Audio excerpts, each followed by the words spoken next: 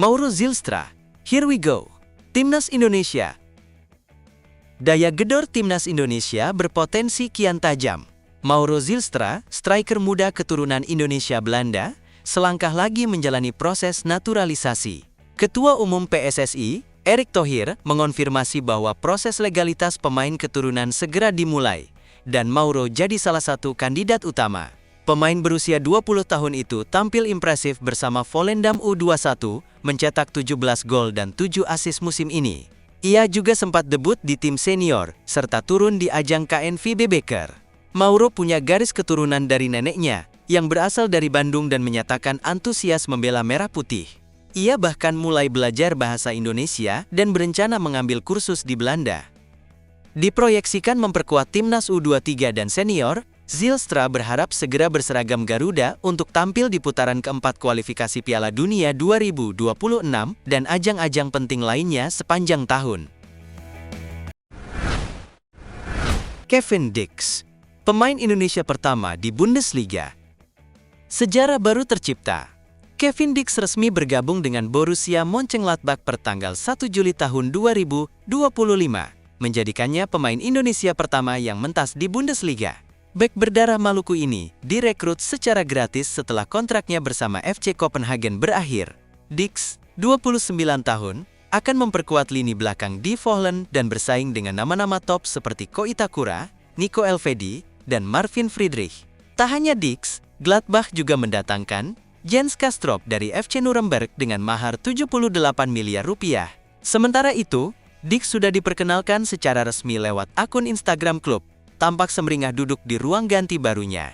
Ex-pemain Empoli ini diproyeksikan langsung bergabung dalam sesi pramusim jelang Bundesliga bergulir. Dengan kehadirannya, Dix menjadi salah satu pemain Indonesia yang tampil di 5 liga top Eropa. Alasan Baker dan Goli belum gabung TC. Pelatih Timnas U17, Nova Arianto, buka suara soal absennya dua pilar utama, Matthew Baker dan Zahabi Goli, dari daftar pemain TC di Bali jelang Piala Dunia U17 2025. Matthew tak dipanggil karena alasan non-teknis. Ia masih terikat agenda dengan Melbourne City dan baru bisa bergabung awal Agustus. Nova menilai kehadiran sejak awal penting demi kebugaran dan kekompakan tim, namun tetap membuka peluang bagi Matthew bila kondisinya memungkinkan. Sementara itu, Goli fokus memperkuat Liga Indonesia All-Star di ajang pramusim Piala Presiden 2025 bersama nama-nama lain seperti Hansa Muyama dan Witan Sulaiman. Tim All-Star akan menghadapi Oxford United di laga perdana. Pemusatan latihan di Bali digelar tanggal 7 Juli hingga tanggal 10 Agustus sebagai persiapan menuju Piala Dunia U17 di Qatar November nanti. Nova memastikan semua keputusan diambil demi kepentingan terbaik tim.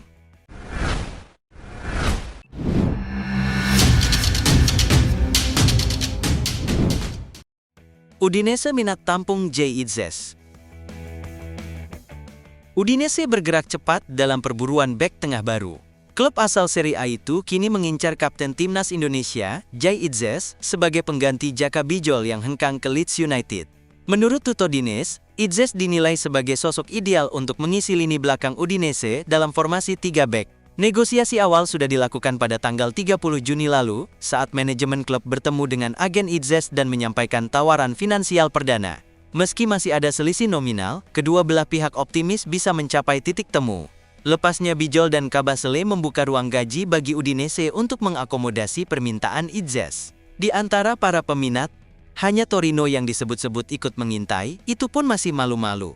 Jika kesepakatan tercapai, Udinese akan menyodorkan tawaran resmi ke Venezia, meski nilai 10 juta euro yang diminta dianggap masih terlalu tinggi. Nathan Tejo Aon, selangkah gabung klub Belanda. Nathan Tejo Aon kini berstatus tanpa klub usai dilepas Swansea City pertanggal 30 Juni tahun 2025. Meski sempat tertinggal tanpa pelabuhan baru, harapan mulai menyala. Klub promosi Eredivisie, Telstar, dikabarkan memantau bek 23 tahun itu. Meski kontraknya masih tersisa setahun, Swansea memilih mengakhiri kerjasama lebih awal. Kini, Nathan terlihat berlatih mandiri di Belanda sembari menanti tawaran serius. Tak hanya dari Belanda, ketertarikan juga datang dari Liga 1 Indonesia. Bayangkara FC dan Bali United disebut melirik sang pemain. COO Bayangkara, Sumarji, bahkan menyatakan kesiapan menyambut Nathan jika ia bersedia memperkuat The Guardians. Namun, jika benar Telstar serius, Nathan punya keuntungan, tak perlu adaptasi lama. Ia jebolan Akademi Excelsior dan pernah bermain di Eredivisie bersama Heerenveen. Apakah Nathan akan kembali bersinar di tanah kelahirannya? Kita tunggu kabar selanjutnya. Tom Haye dan Jordi Amat ke Persija. Rumor bergabungnya Tom Haye dan Jordi Amat ke Persija Jakarta akhirnya ditanggapi langsung oleh sang pelatih, Mauricio Souza. Juru taktik asal Brasil itu tak menampik dirinya antusias mendengar kabar tersebut, meski menegaskan keputusan transfer sepenuhnya berada di tangan manajemen. Souza berharap dua pemain berpengalaman itu benar-benar merapat ke Macan Kemayoran. Kalau mereka datang, tentu Persija akan jauh lebih kuat, ujarnya. Tom Haye saat ini berstatus bebas transfer usai kontraknya dengan Almere City berakhir, sementara Jordi Amat resmi pisah jalan dengan Johor Darul Takzim. Kehadiran mereka dianggap solusi ideal untuk memperkuat lini tengah dan belakang Persija. Dengan pengalaman Haye di Eredivisie dan jejak Amat di La Liga serta Premier League, Souza yakin mereka bisa jadi pembeda dalam ambisi Persija bersaing di papan atas Liga 1.